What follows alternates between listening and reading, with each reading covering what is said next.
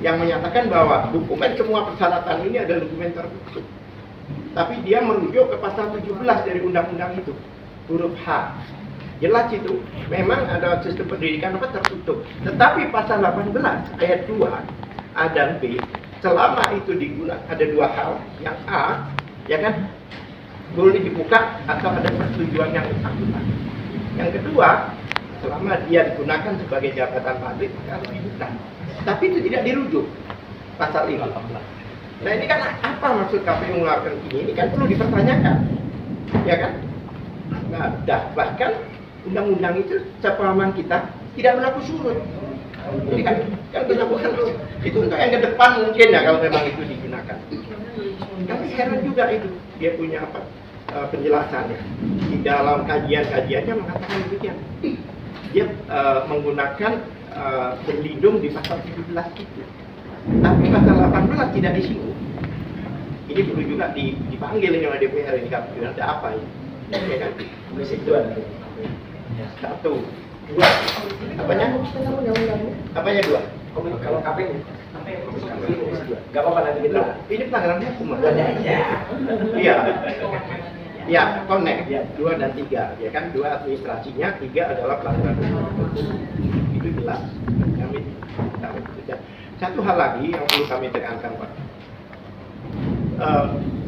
Sebelum Presiden Jokowi ini melapor mantan ini, itu sudah ada laporan lebih dulu oleh namanya Egy Sujana dan kawan-kawan DPUA itu. Ya, DPUA itu kenapa melaporkan? Karena ada satu peristiwa sebelumnya. Mereka adalah pengacaranya Gus Dur dan Bambang Tri. Nah, pada waktu sidang pidana itu ijazah tidak dikeluarkan. Mana ada gitu?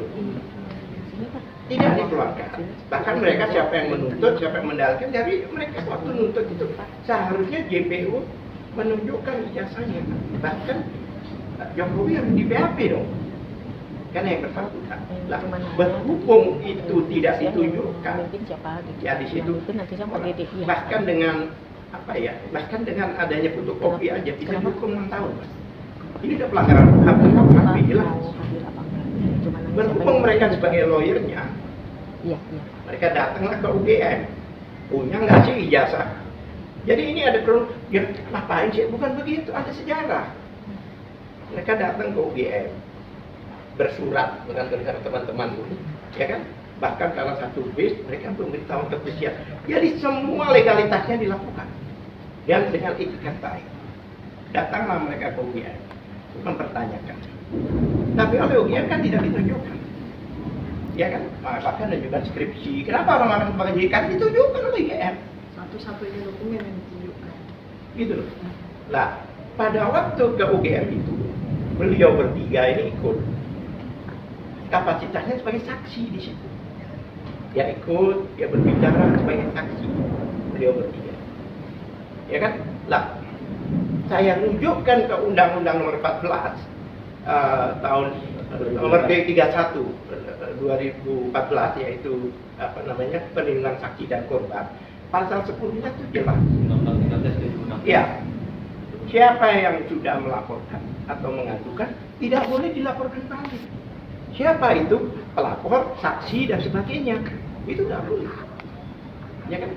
TPUA itu beliau ini saksi pada waktu itu. Kapasitasnya ya, meskipun dia ini ahli ya, tapi pada saat ke UGM kapasitasnya sebenarnya dan ke Jokowi dan diterima. Tidak ada chaos, tidak ada teriak-teriak, tidak ada. Kalau teriak-teriak kan nggak diterima. Iya, diterima. Jadi beritikat baik. Nah, oleh sebab itu polisi ini seharusnya tidak boleh melaporkan mereka karena sudah dilaporkan lebih dahulu. Jadi pasal 10 itu sebenarnya untuk kepentingan pelapor. Pasal 10 itu.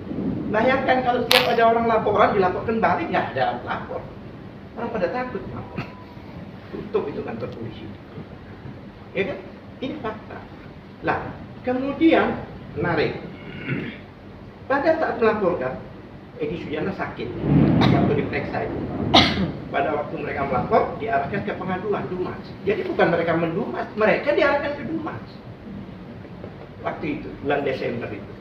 Lah, terus nggak diapa-apain. Tiba-tiba Jokowi ngelapor, tiba-tiba diproses ini. Ini simsalabim nih. 30 April. Tiba-tiba diproses. Ya kan, dilidik, dua-duanya dilidik. Dua-duanya dilidik. Nanti diproses. Lah, pada saat diproses itu, nggak tahu gimana ceritanya, tiba-tiba ijazahnya Jokowi ini diperiksa di laboratorium. Dan lucu, itu maciannya yang itu lebih parah lagi. Diperiksa di laboratorium. Kan lucu, biasanya ngajukan itu lapor. Dan satu hal lagi, Baris Krim mengakui bahwa TPUA sudah kami lihat tidak terdaftar di aku. Bagaimana orang yang melapor malah disatroni?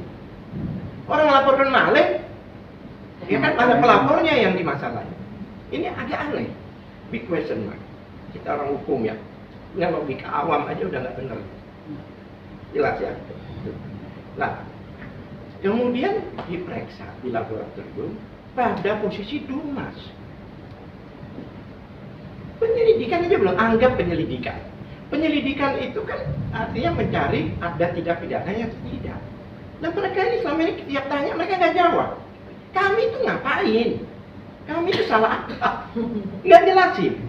Tiba-tiba dipanggil begini dan sebagainya, terus diciptakanlah beberapa kelompok-kelompok yang nggak jelas itu lapor juga. Nanti dibalik ijazah minta ini yang maju. Tapi ini pun tidak ada dasar, nanti saya jelaskan semuanya. Ini penting, ini masalah hukum ya. Beliau orang hukum juga. Ya. Bang, Mbak, di dalam pemeriksaan laboratorium itu ada aturan. Aturannya di Perkap. Saya apa enggak? Pasal berapa sebut saya tahu. Perkap. Khusus laboratorium itu khusus yang diatur itu lama Perkap itu. Yaitu Perkap nomor 10 tahun 2009 dan belum ada gantinya.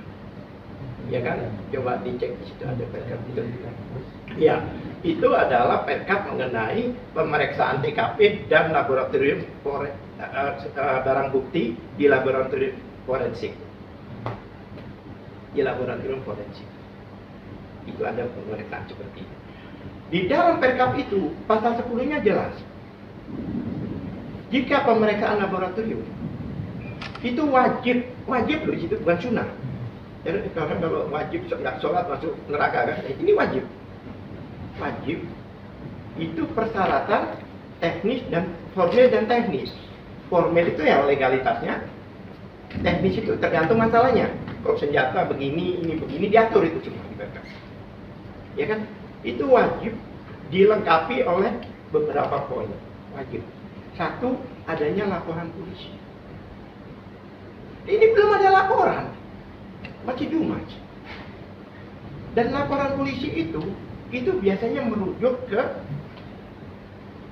pasal yang dikenakan berapa, peristiwanya apa. Jadi kalau seandainya yang diperiksa di Baris Krim itu dipakai di ini nggak bisa, nggak nyambung. Karena ada pemalsuan surat. Tadinya begitu, tapi kita gaung-gaung-gaungkan, katanya diperiksa lagi, katanya. Kami tidak tahu. Satu. Kedua, ya kan, selain laporan tulis, sebentar, sebelum persyaratan itu, persyaratan yang tadi itu, ada 4-5 poin itu harus dilengkapi, tidak boleh satu pun tidak ada. Bahkan jika kita melapor pasal 10 itu ya, persyaratannya itu kurang satu, harus dikembalikan. Ngomong Perkap. Perkap itu peraturan Kapolri, kalau menteri, peraturan menteri ini ada di rapid perundang-undangan. Mbak. Satu, ya kan? Di dalam hierarkisnya itu, satu, kalau memang tidak lengkap, harus dikembalikan dalam waktu 14 hari.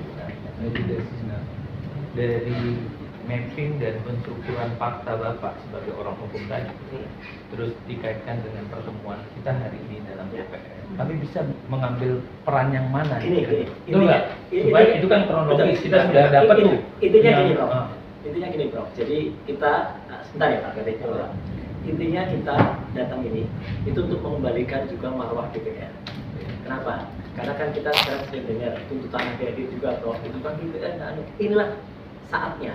Insya Allah DPR itu kita gunakan lagi. Saya dulu pernah di sini, jadi respon DPR terhadap kalau ada masalah di masyarakat, itu poinnya di situ. Kan sudah jelas, persoalan ini yang terakhir, ini sudah mulai dari awal tahun sampai dengan sekarang, Ini persoalan tentang dugaan ijazah palsu ini sudah mengemuka dan kami sudah sampai kesimpulan ini bukan cuma dugaan.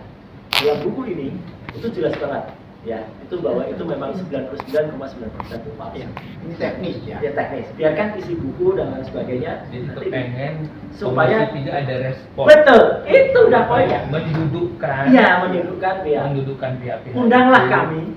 Gitu loh, Bro. Undanglah kami. Ini opo ribut-ribut gitu loh.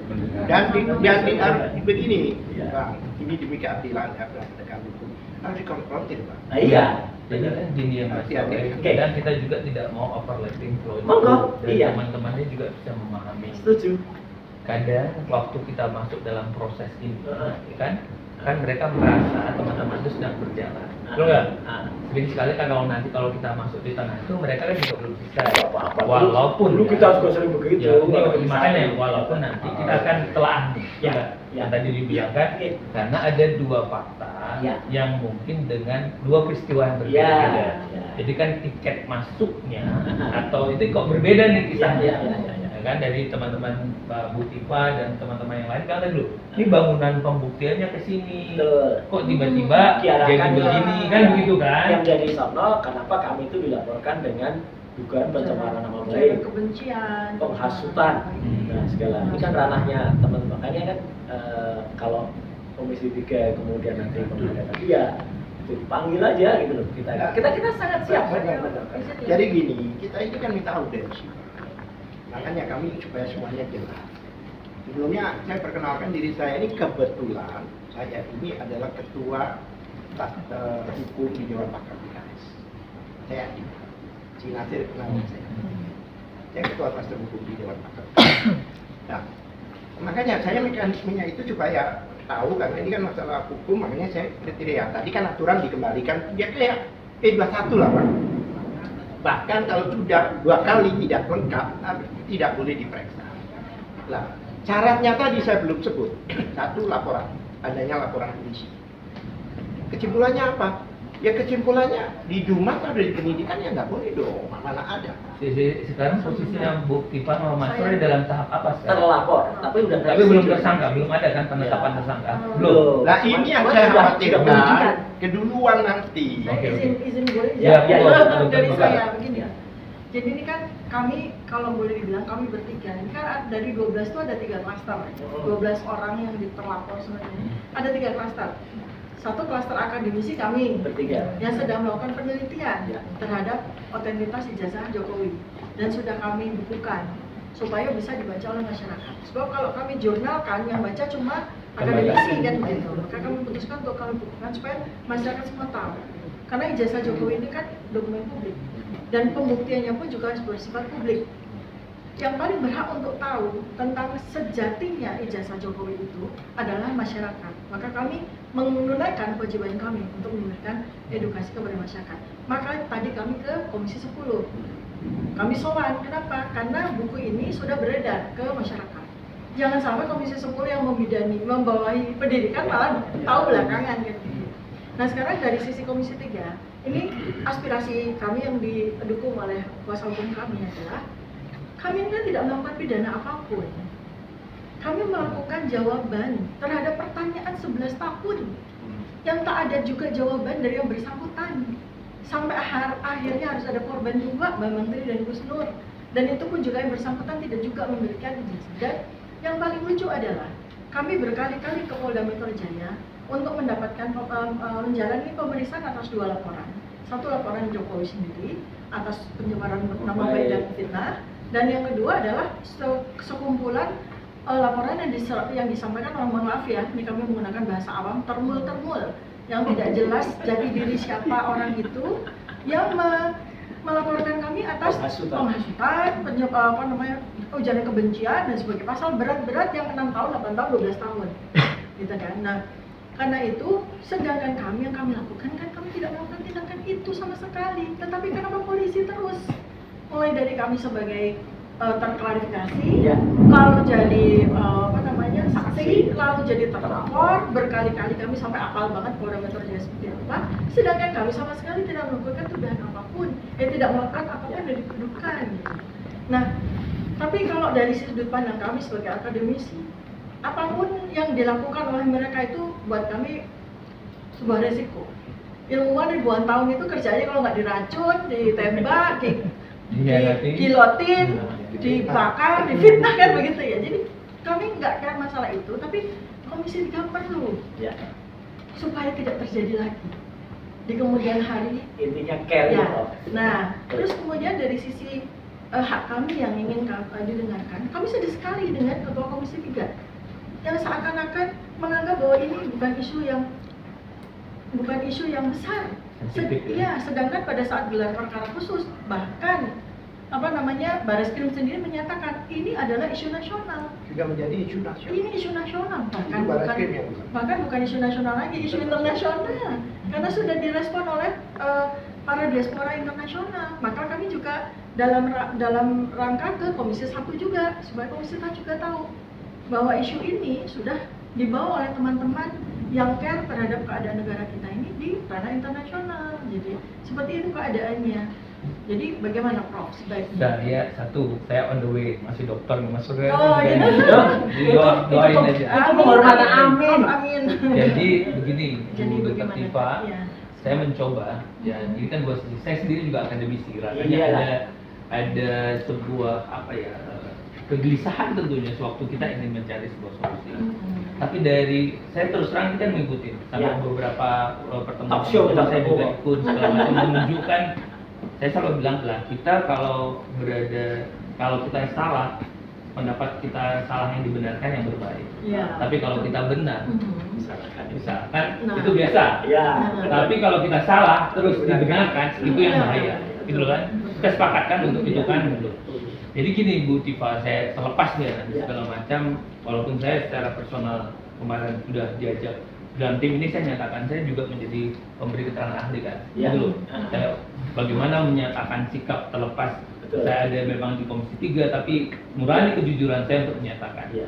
Saya yang kemarin juga bilang, ya udahlah biar clear, tunjukkan ijazah asli. Iya. Sehingga teman-teman juga kalau akademisi juga keliru ya kita perbaiki. Iya, iya. Kan kira-kira kan begitu kan?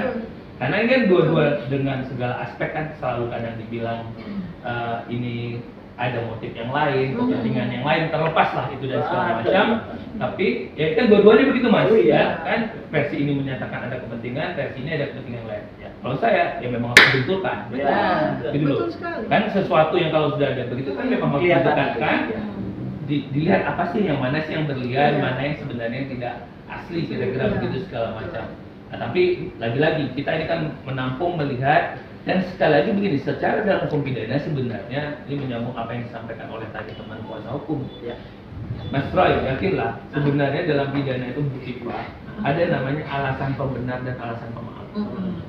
Sekalipun perbuatan kita dikatakan melawan hukum, berarti kan kita harus mencari sifat anti melawan hukumnya Mas. Ya, ya. Kita demam, kita Ya. cari paracetamol. Ya. Kita dituduh melakukan perbuatan melawan hukum, berarti kan kita harus cari untuk menghilangkan sifat melawan hukumnya. Apa yang sifat melawan hukumnya yang bisa hilang? Berarti sepanjang ada alasan pembenar dan alasan pemaaf. Apa yang disampaikan hari ini kan buat kepentingan umum. Betul. Nah, itu adalah salah satu alasan pembenar dan Ya. pemaaf lagi Mas. Kalau itu masuk, lah kan nggak ada kepentingan. Apalagi sudah sekian tahun, Ya. ditambah lagi tadi dibilang aneh juga kan kalau segala macam. Maksud saya dokumen-dokumen yang bersifat publik tadi bisa diakses dong. Betul.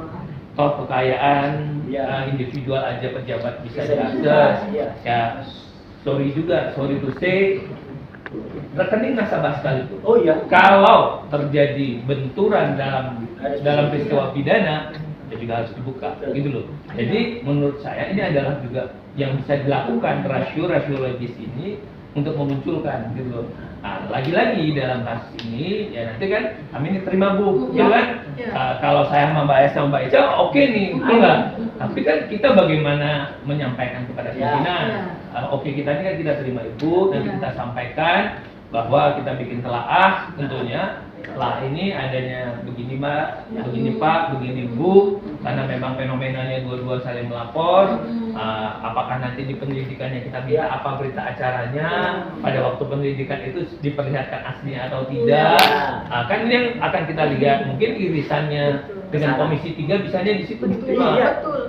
Untuk menentukan iya atau tidak kan belakangan. Betul. Tapi setidak-tidaknya dasar mereka kemarin waktu berita acara penyelidikannya itu apa yang beda. Iya. Nah, mungkin ini yang nanti bisa Betul. kami Cocok. sampaikan nih, Betul. Mas Roy, Bu Cocok. Tipa, Mas kuasa hukum nih, gitu loh. Cocok, Bro. Cocok ya. Cocok. Nah, jadi Saya tetap manggil Prof pokoknya. ya.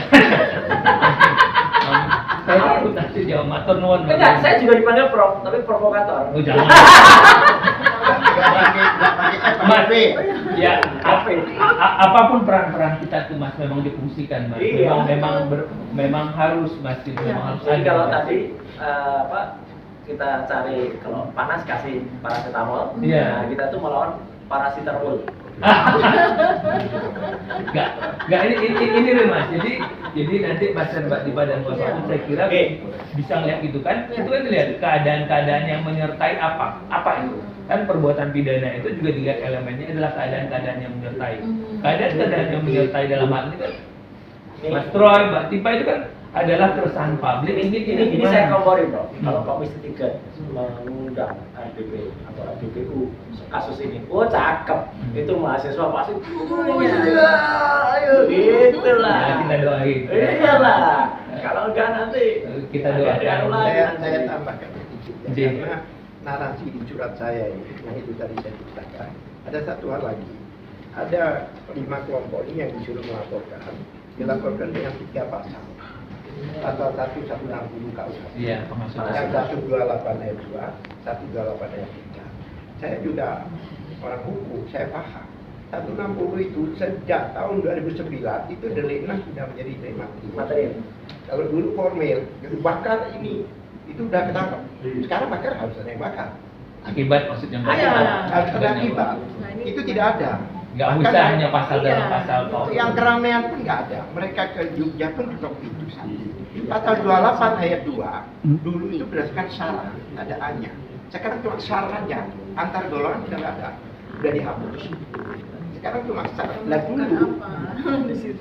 pintu masuk itu yang banyak orang ditahan itu antar golongan itu. Iya. Ada ini antar golongan ini, ya, kena di situ lah. Sekarang cuma satu. Ya kan di pasal 28 itu kan jelas walaupun orang itu mengelujar kebijakan ada berdasarkan. Nah disitulah deliknya itu mulai dilihat. Itu jelas itu. Jelas tidak ada di Syarat. kamu.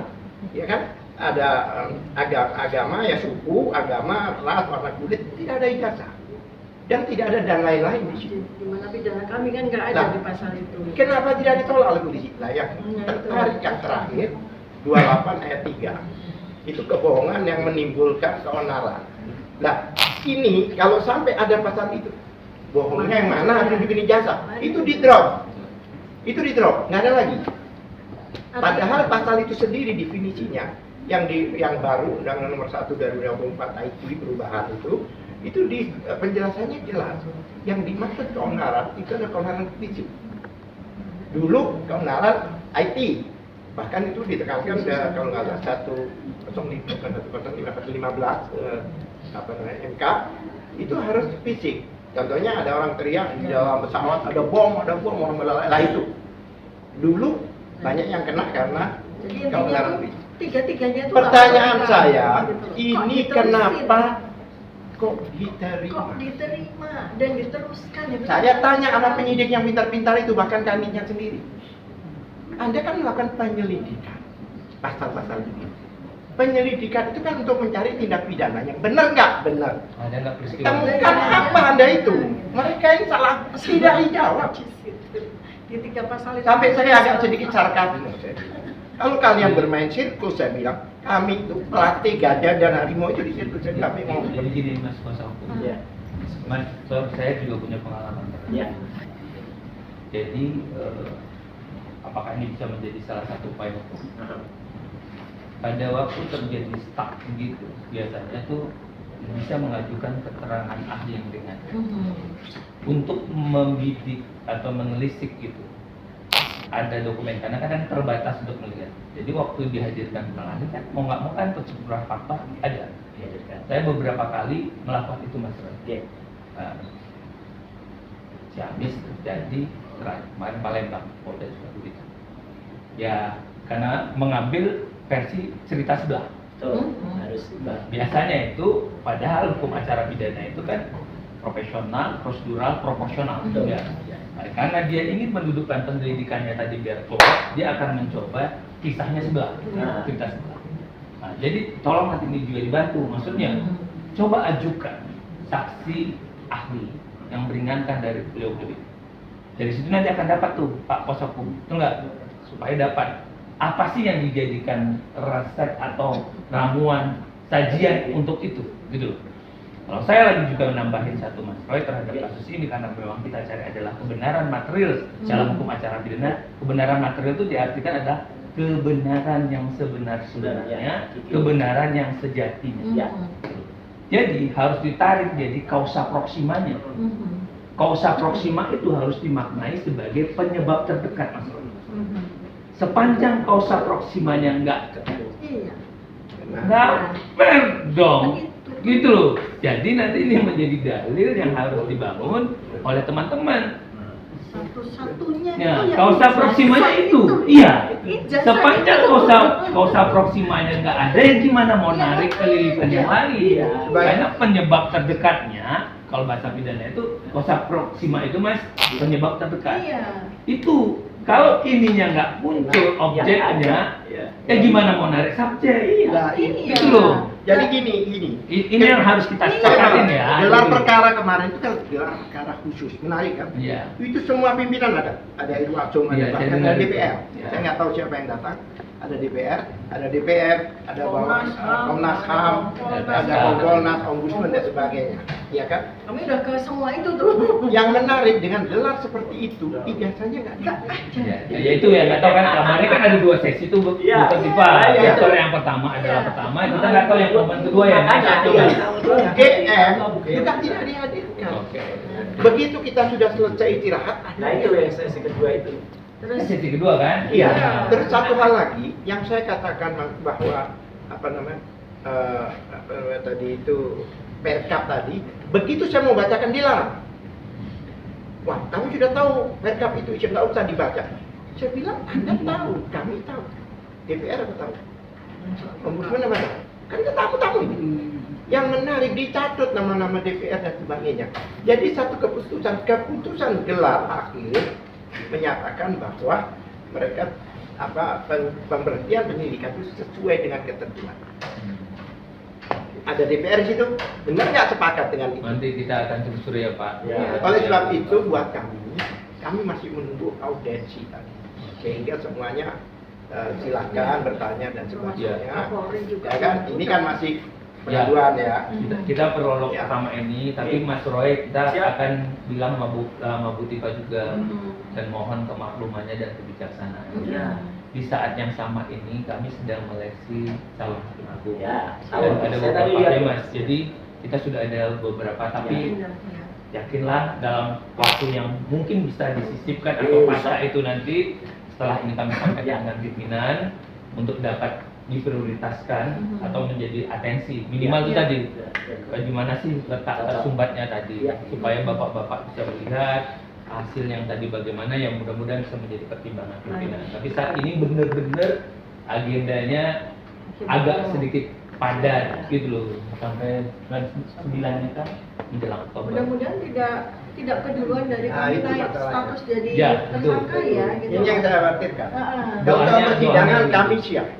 Tapi Ya. ini loh masalahnya. Karena pasal-pasal itu lebih dari 5 tahun kan. Ya, makanya tadi lakukan upaya itu betul Iya, Tifa. siap, siap. Jadi yang itu yang dilakukan oleh teman lawyer di Palembang kemarin. Iya. Dia bilang lah, saya kalau tidak dihadirkan saksi yang menguatkan untuk melihat konteks itu dia nggak mau datang. Jadi ya kasih aja di situ, Mas Roy. Gitu Iya. loh. Kalau memang mau ini bermain strategi semua ya kan gitu loh. Karena menghadapi kecerdasan jadi itu yang dilakukan oleh teman Iya. di Palembang kemarin hampir delay 3 bulan. Iya. Akhirnya digelar khusus lagi gitu loh. Maka saya bilang kausa proximanya apa? Iya. Itu mungkin Mas. Iya. Kami sangat senang menerima Mas Roy, Bu Tifa, teman-teman semuanya. Sama-sama Prof. Ada izin Hmm. Pak Dokter. Hmm. Prof. Prof. Amin. Prof. Pak Dokter.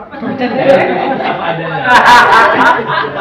Amin. Supaya dipercepat. Izin ada 2 kalimat dari saya. Apa itu? Satu adalah yang kami lakukan ini adalah menyelamatkan sejarah bangsa Indonesia. Ya. Apapun konsekuensi yang akan kami terima, kami siap Yang penting adalah kami menyelamatkan sejarah bangsa ini supaya tidak terjadi lagi.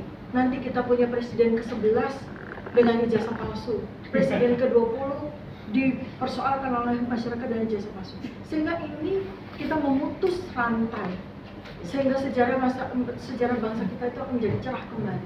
Dalam idealismenya Bu Iya. Dr. Tifa. Kemudian yang kedua adalah kalau memang terjadi sebuah pidana yang dilakukan oleh seseorang dengan jabatannya itu dia menggunakan dokumen palsu, 20 tahun dia menikmati semua fasilitas yang dibayar oleh pajak rakyat, itu jelas pidana. Dan kalau seandainya sampai orang yang melakukan pidana ini lolos, Komisi 3 turut bertanggung jawab. Kami bertanggung jawab. Apalagi sekarang ada anaknya yang lagi. Nah itu Sama juga itu. Kami sedang melakukan Selesai penelitian. satu-satu dong. Ya, Cuma dong. Cuma yang mono tahu dong. Jadi supaya Pak Ketua mohon agar tidak Ya. melihat ini sebagai masalah kecil. Ini masalah sangat Kalau besar. serius, Pak. Ya. Ya, Ada betul. apa yang meluruskan kebenaran. Betul. Ya, kita bisa paham lah Bu. Mas Roy, sekali lagi makasih Dr. Dipa. Ya, Bapak, makasih kami banyak. sangat Pak mengapresiasi. Al-Kadiri. Pak Al-Kadiri, makasih banget abang-abang semua ini, mbak-mbak semuanya saya kira Aktivis. menjadi Saya izin, Mas Roy izin ya, mumpung ke